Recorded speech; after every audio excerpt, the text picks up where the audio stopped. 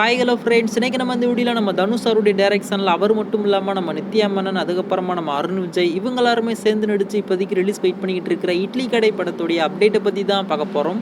April 10ஆம் தேதி இந்த இட்லி கடை படத்தை தேட்டரில் கொண்டு வரலாம் அப்படின்ற மாதிரி அஃபீஷியலாகவே கன்ஃபார்ம் பண்ணியிருந்தாங்க. ஆனால் அதுக்கப்புறமா அந்த படத்துடைய ஒர்க்கு முடியல அப்படின்றதால இப்போதைக்கு இந்த இட்லி கடை படத்தை அக்டோபர் 1ஆம் தேதி தேட்டரில் கொண்டு வர போகிறாங்க.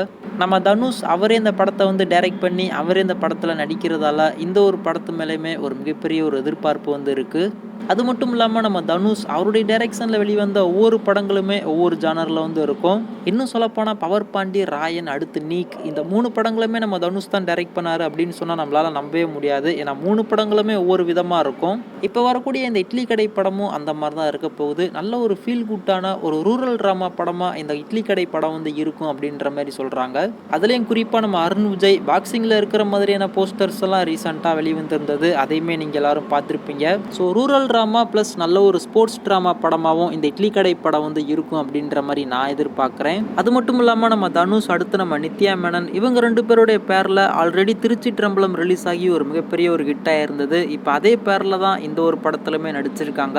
ஸோ வெயிட் பண்ணி பார்க்கலாம் நம்ம தனுஷ் அவருடைய இந்த இட்லி கடை எப்படிப்பட்ட ஒரு படமாக அவருக்கு அமையுது அப்படின்னு சொல்லிட்டு. இப்போதைக்கு ரீசெண்டாக இந்த இட்லி கடை படத்துல இருந்து என்ன சோகம் அப்படின்ற மாதிரி ஒரு ஃபர்ஸ்ட் சிங்கிளை வந்து கொண்டு வந்திருந்தாங்க. நம்ம தனுஷ் அவருடைய பர்த்டே ட்ரீட்டாக கண்டிப்பாக நீங்கள் எல்லாருமே அந்த ஒரு ஃபர்ஸ்ட் சிங்கிளை வந்து கேட்டிருப்பீங்க.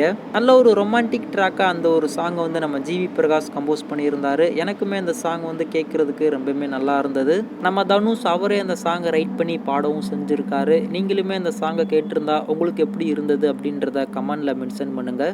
அது மட்டும் இல்லாமல் நம்ம தனுஷ் அவருடைய பர்த்டே ட்ரீட்டாக ஒரு புது போஸ்டருமே இந்த இட்லி கடை படத்துல இருந்து கொண்டு வந்திருக்காங்க. அந்த போஸ்டரில் நம்ம தனுஷ் அவருடைய லுக்குமே பார்க்குறதுக்கு நல்லா இருக்குது. ரொம்பவுமே இன்னசென்ட்டாக ஒரு கிராமத்தால் மாதிரி கையில் கண்ணுக்குட்டிலாம் வச்சுக்கிட்டு ரொம்பவுமே ஹேண்ட்ஸமாக இருக்கார்.